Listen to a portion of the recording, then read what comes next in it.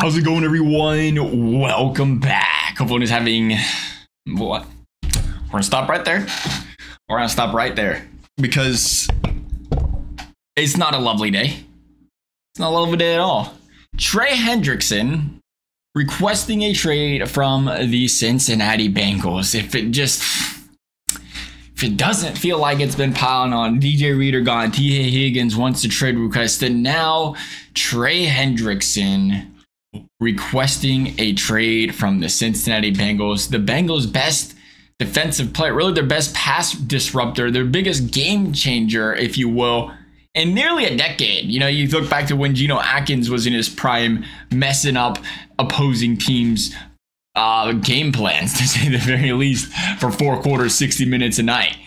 And now Trey Hendrickson, after one of his best, really his best season in his career when it comes to sack production, pressuring the quarterback production, requests a trade from the Bengals. And you can't begin to say, what should the Bengals do? How can you replace him? Because at this point in juncture, he's not replaceable. You have nobody coming up that can replace him. And that's not a shot at any of the players. That's just the talent this man brings to the field for the Cincinnati Bengals year in and year out. And just, you know, consider yourself your position in the draft. Maybe you can draft somebody for the future. But right now, you know, it's just a big hole and you can't replace it. The free agency's happened. And part of me wonders, you know, I'm asking a lot of questions here. Part of me wonders if Trey Hendrickson genuinely means this, or if it's a play on, I would like a contract extension. I'm not going to play this game everybody else plays, you know, Mike Brown, where you're going to wait until August or July, or you're going to figure something out right now. I'm putting some pressure on you. Part of me wonders if that's what's happening, because what doesn't make sense to me here is it was just last offseason where Trey Hendrickson, you know, signed the newly reworked contract that added a year to his deal and some extra money. Meanwhile, though, he vastly underpaid. You know, when you're making under $20 million a year, like he's been for the Bengals, right around that area, you've seen how much these other guys are getting paid. You wonder if Trey Hendrickson's sitting there and saying, wait a minute. Should I be getting paid like a Myles Garrett or a Micah Parsons? Should I be getting better money like those guys are? Now, we've compared these players statistically in the past, and he's not on their level. He's not on their level because they're more complete players, but he, from a pure pass rushing standpoint, one of the best in the league. One of the best in the league, and you pay a lot of money for that, and you think Trey Hendrickson takes a step back, says, hey, I'm 29, maybe I gotta get some more money on the table. Maybe I gotta get some more money on the table. But it's just something about it doesn't, you know, it doesn't click, because why did it take a year?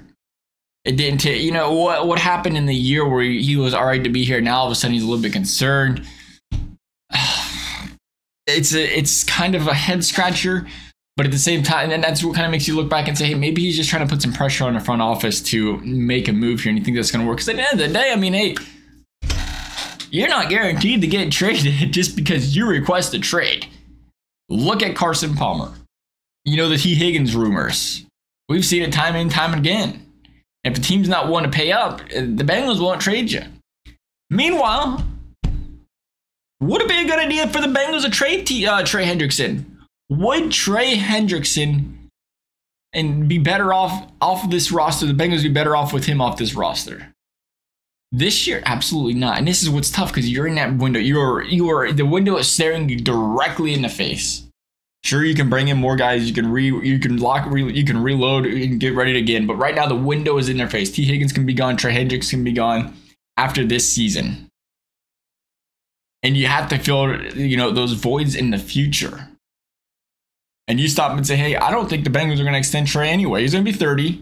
They rarely sign the guys into the 30s. And at the same time, you know, it was Trey, right? He had back problems at some point in time. Rarely do you see any pass rushers in their 30s continue to be that dominant.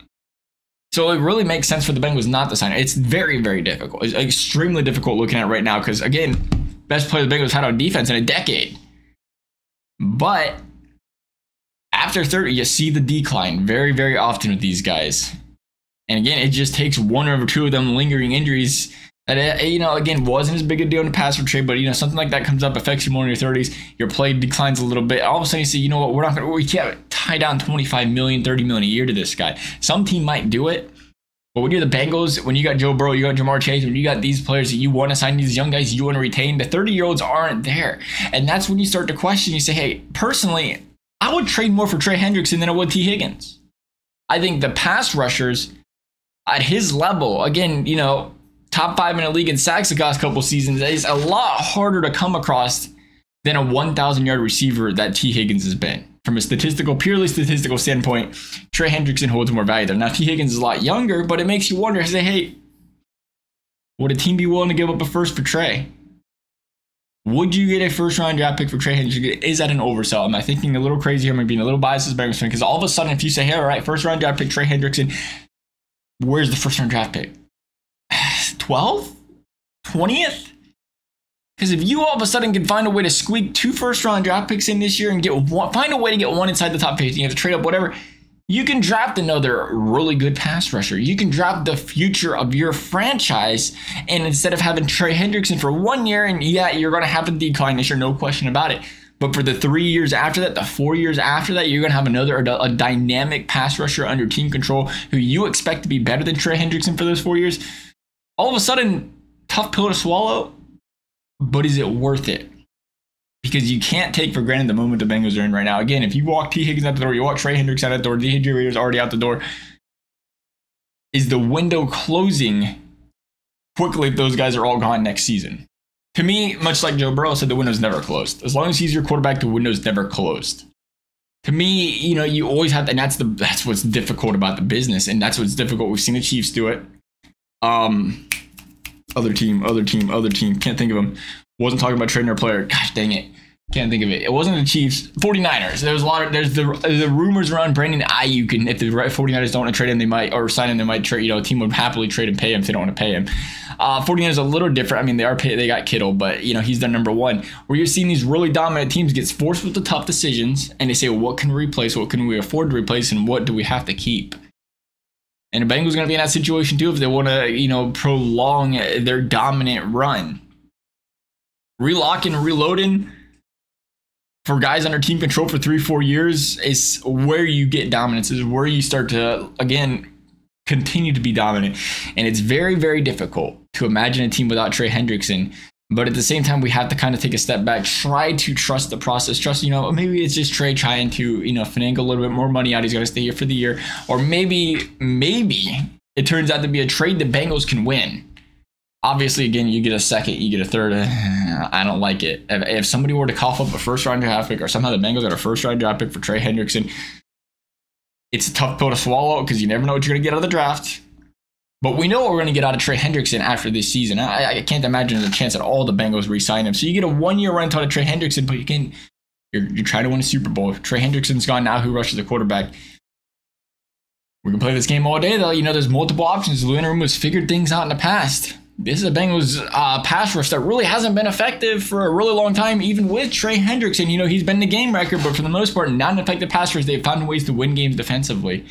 And you kind of have to trust that they can do that again. It's just, I feel like I'm lying to myself saying that, I'm be honest. Because you need somebody. You need somebody to put pressure on the quarterback. You can't do it forever, where you just let them sit there and drop back, especially when you got a younger secondary. You got to have somebody pressure on the quarterback. Could you get a day one plug-and-play guy potentially in the draft? Maybe. But Trey Hendrickson, it's a tough one. That's a very tough loss. I can see him replacing T. Higgins because Joe Burrow can make anybody work. Trey Hendrickson, on the other hand, I just don't see, you know, maybe Myles Murphy starts to step up some more. He had a good second half. You know, I don't see somebody stepping into those shoes and filling that role. At the very least, it felt like, hey, we got Trey Hendrickson. Now one of these young guys can complement him on the other side or up the middle, and they can make some, you know, make a little more presence on a defensive front and make some moves. Nonetheless, tough one. Extremely tough one. Would love to see Trey stay here for another year. He's brought a lot to this city. He's brought a lot to this team, and he's been a very, very impactful player.